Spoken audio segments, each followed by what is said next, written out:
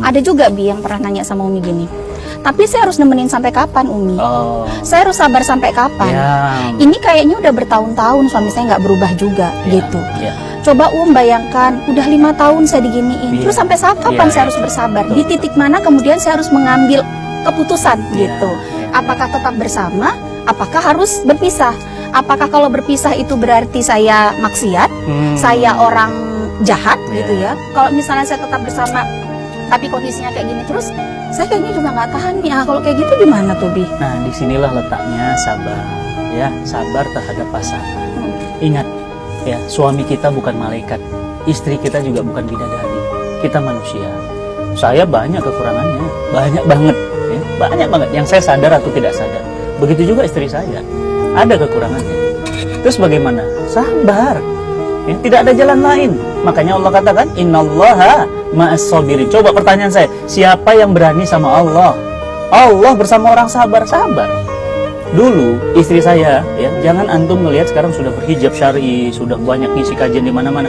Dulu pakai kerudung dililit di leher.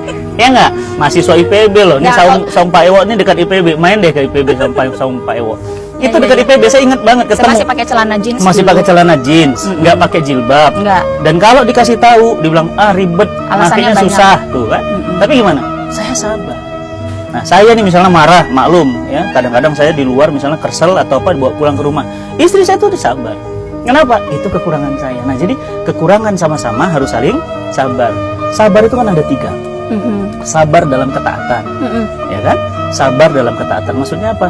Walaupun kemudian suami maksiat, tapi kemudian dia memerintahkan taat, sabar, ikuti. Jangan bilang apa, alah lu gua taati, lu aja nggak sholat, misalnya nggak boleh begitu. Yang kedua, sabar dalam ujian. Ada yang diuji dengan nggak punya anak, belum punya keturunan, atau anaknya tidak sempurna. Atau dilahirkan anaknya itu misalnya dalam kondisi yang mau kekurangan dan yang lainnya, sabar. Ada yang ujiannya mertua, ada yang ujiannya anaknya, ada yang ujiannya ponakan, ada yang ujian macam-macam ujian. Sabar dalam ujian, ya kan? Yang ketiga apa? Sabar dalam ketaatan, sabar dalam ujian. Yang ketiga sabar untuk tidak bermaksiat. Jadi jangan sampai maksiat. Jangan sampai gini ya, lu bisa, gue juga bisa. Jadi gitu. Balas ya Bi. Suami selingkuh, gitu kan? Istri juga ya udah, memang lu aja yang bisa, gua juga nih. Itu berarti sabar tidak dalam dalam menghindari kemaksiatan. Makanya coba dicek nanti di Quran surat Az-Zumar ayat 110. Az-Zumar 10. Allah katakan sesungguhnya pahala orang sabar tanpa batas. Masya Allah. Coba. Gak ada batasnya. Ini Indonesia ada batasnya, bumi ada batasnya, Afrika ada batasnya, ya enggak? Alam semesta ada batasnya, tapi ada pahala tanpa batas. Pahala apa? Pahala orang bersabar. Makanya, udah jangan main-main deh sama sabar. Ya, kalau pahalanya tanpa batas berarti sabarnya juga luar biasa ya Bi. Itu amal kolbu yang. Jadi kalau dikatakan tadi sampai kapan aku menunggu? Jangan begitu. Sampai karena kemudian itu nggak ada batasnya. Jadi nggak ada batas kesabaran. Sampai kemudian dia berubah. Berapa banyak yang suami sekarang jadi aktivis dakwah? Kenapa? Sabaran istri. Berapa banyak istri yang sekarang jadi aktivis dakwah? Sabaran suami. Berapa banyak kemudian istri dan suami yang kemudian bersabar menjalani hidup ini? Kenapa? Bersabarnya mereka berdua. Seperti bersabarnya Yusuf, ya enggak? Untuk tidak maksiat. Seperti bersabarnya Nuh, gitu kan? Seperti bersabarnya Ibrahim. Seperti bersabarnya Nabi Shallallahu Alaihi Wasallam. Sabar itu luar biasa. Makanya sabar. Ya benar juga ya Bi ya.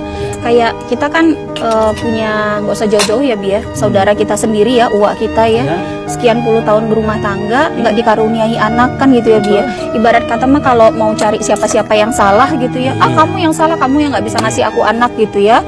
Terus udah deh bisa di tengah jalan. Tapi Masya Allah bahkan sampai di akhir hidupnya mereka berdua, mudah-mudahan husnul khotimah, tempat terbaik adalah surga buat mereka. Itu sampai wafat usia pernikahannya lebih kurang 40 tahun tidak dikaruniai anak kandung. Tapi sabar. Nggak ngaji malah ya Bi ya. Nah itu gimana tuh Bi? Ada orang yang dia nggak ngaji tapi dia malah langsung mempraktekkan sabar itu tadi tuh Bi. Yang penting amal.